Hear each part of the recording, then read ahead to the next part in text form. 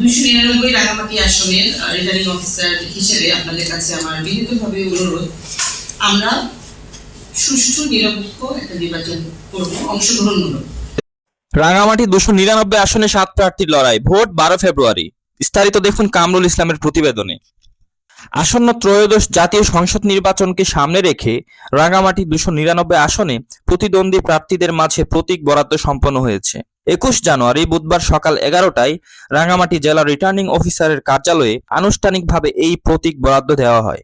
মনোনয়নপত্র যাচাই বাছাই ও প্রত্যাহারের সময়সীমা নির্বাচন কমিশনের প্রকাশিত চূড়ান্ত তালিকা অনুযায়ী এই আসনে মোট 7 জন প্রার্থী নির্বাচনে অংশ নিচ্ছেন।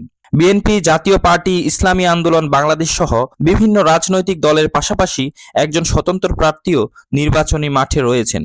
প্রকাশিত তালিকা অনুযায়ী প্রার্থীরা হলেন জাতীয় পার্টির অশোক তালুকদার, বাংলাদেশের বিপ্লবী ওয়ার্কার্স পার্টির জুই চাকমা, বাংলাদেশ জাতীয়তাবাদী দল বিএনপির দীপেন দেওয়ান, স্বতন্ত্র প্রার্থী পহেল চাকমা, বাংলাদেশ খেলাফত মজলিসের মোহাম্মদ আবু বকর সিদ্দিক, গণ অধিকার পরিষদের মোহাম্মদ আবুল বাশার এবং ইসলামী আন্দোলন বাংলাদেশের মোহাম্মদ জসিমউদ্দিন। নির্বাচন কমিশন জানিয়েছে, আগামী 12 ফেব্রুয়ারি 2026 সকাল 9টা থেকে বিকেল 5টা পর্যন্ত একটানা ভোট গ্রহণ অনুষ্ঠিত হবে। জেলা রিটার্নিং অফিসার নাজমা আশরাফি বলেন, রাঙামাটি 299 আসনের নির্বাচন অবাধ, সুষ্ঠু ও শান্তিপূর্ণভাবে সম্পন্ন করতে সব ধরনের প্রস্তুতি নেওয়া হয়েছে।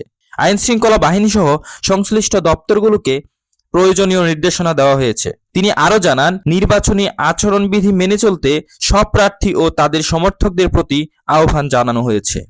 এই আসনে মোট ভোটার সংখ্যা 5 লাখের বেশি, যেখানে নারী ও পুরুষ ভোটারের সংখ্যা প্রায় সমান। প্রতীক বরাদ্দের পর থেকেই এলাকায় নির্বাচনী আমেজ বাড়তে শুরু করেছে। ভোটারদের মধ্যেও নির্বাচন ঘিরে আগ্রহ ও আলোচনা লক্ষ্য করা যাচ্ছে। Sadek Chowdhury, enter TV.